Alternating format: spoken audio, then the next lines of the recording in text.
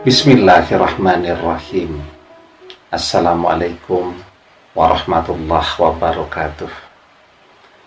Bapak-bapak, ibu-ibu, mas-mas, mbak-mbak, khususnya adik-adikku sekalian yang dirahmati Allah dimanapun Anda berada.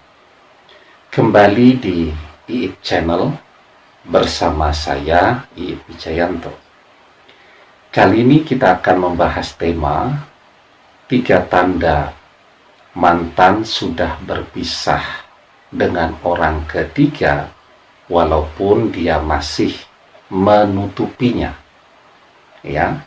Jadi kadang perpisahan itu terjadi, orang berusaha menutupinya. Kenapa? Karena dia malu kalau sampai diketahui banyak orang. Kok menikah 3 kali gagal terus? Ya, nah sehingga yang ketiga ini dia berusaha tutupi itu. Tujuannya apa ya? Tujuannya agar orang tidak menilai dia gagal terus ya. Mungkin sekali menikah gagal, oke lah. 2 kali orang mulai bertanya-tanya kenapa gagal lagi. 3 kali ternyata gagal lagi ya, tentu sewajarnya orang akan merasa malu. Nah, sehingga kemudian dia berusaha menutupi perpisahan itu. Begitu juga yang pra pernikahan ya. Sekali gagal menikah, ganti pasangan baru, calon baru. 2 kali gagal lagi. 3 kali gagal lagi. Padahal sudah dipamerkan ke seluruh dunia melalui akun-akun di media sosial. Ya, bahkan sudah pakai foto prewedding dan seterusnya, ternyata gagal menikah.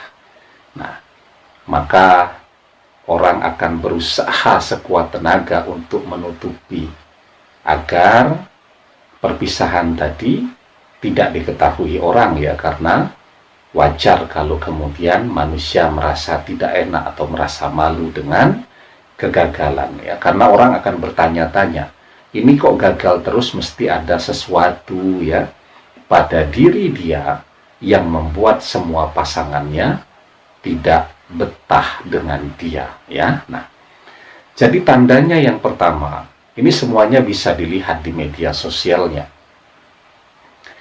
Jadi tidak ada lagi ya postingan-postingan mantan bersama dengan pasangan barunya.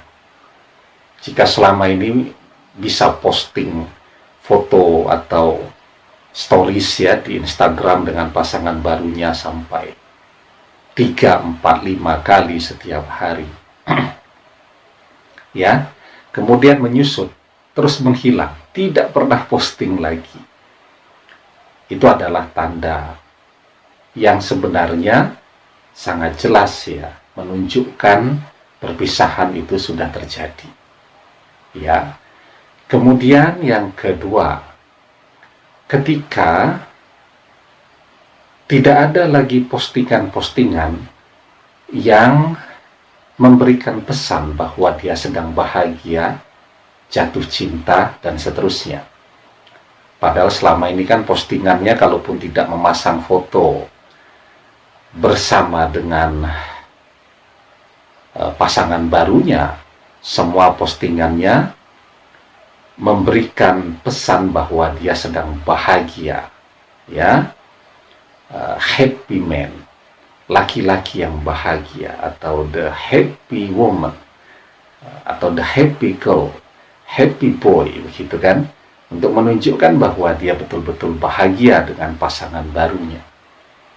Atau memposting puisi-puisi yang berisikan cinta sejati ya, atau men-share lagu-lagu yang bertemakan cinta-cinta yang membahagiakan lah, pokoknya gitu. Ini sama sekali tidak pernah lagi ada postingannya yang berdekatan atau berbau-bau cinta, begitu tidak ada lagi. Bersih dari tema-tema yang demikian. Walaupun dia tetap berusaha mempertahankan performanya di media sosial. Nah, yang ketiga nih yang paling penting. Tapi sebelum kita bahas yang ketiga, jangan lupa yang belum subscribe untuk memencet tombol subscribe dan menyalakan lonceng notifikasi agar Anda selalu mendapatkan pemberitahuan video-video terbaru dari channel kesayangan kita ini. Dengan subscribe, doa-doa kita selalu terhubung sehingga kita selalu bisa berdoa bersama-sama, ya. Nah, tandanya yang ketiga, dia berusaha mengalihkan perhatian orang dari apa yang selama ini dia pamerkan. Ya, pamer pasangan baru kan. Nah, sekarang dia berusaha mengalihkan itu dengan memunculkan tema-tema yang baru, yang tentu juga menjadi pusat perhatian orang, ya. Sehingga orang tidak bertanya-tanya, kok tidak pernah posting lagi foto dengan pasangan barunya. Ya, jadi misal nih lagi eventnya Piala Dunia, dia rajin tuh ikut posting juga tentang berbagai pertandingan, skor dari pertandingan, pemain-pemain favorit, dan seterusnya. Padahal kita tahu persis, sebelumnya mantan ini sangat tidak hobi nonton sepak bola.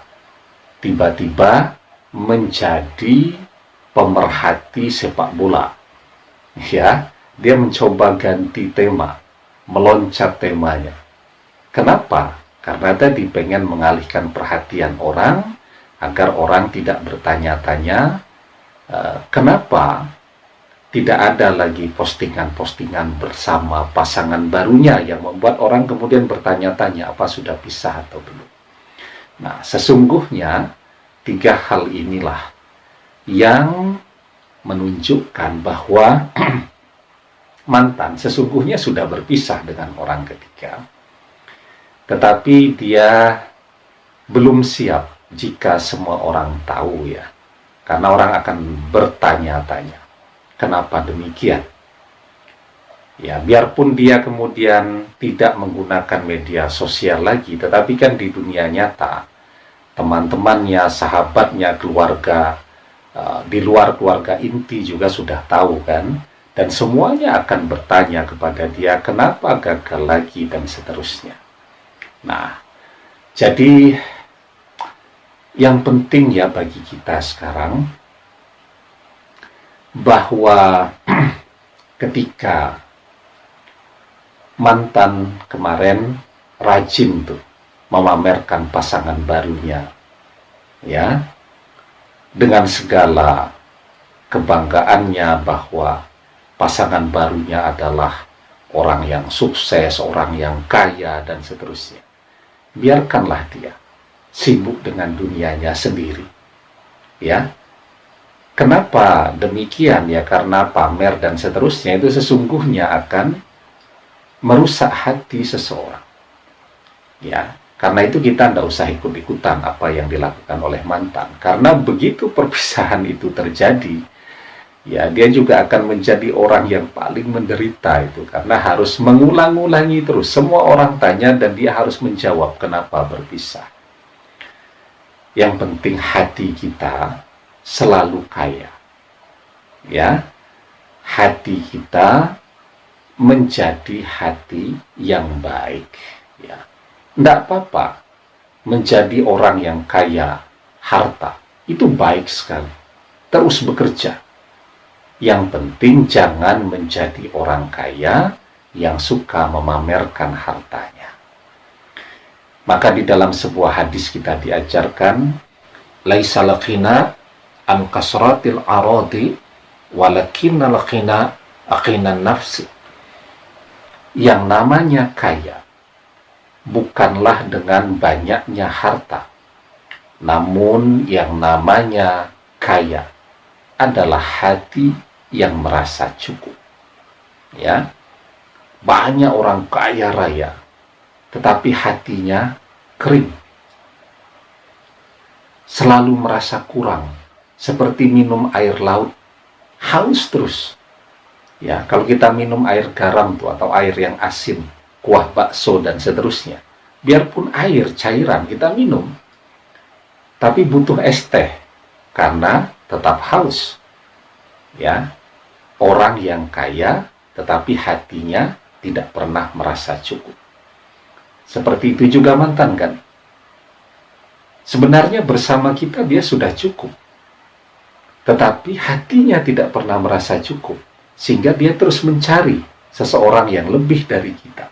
Hati yang tidak pernah merasa cukup.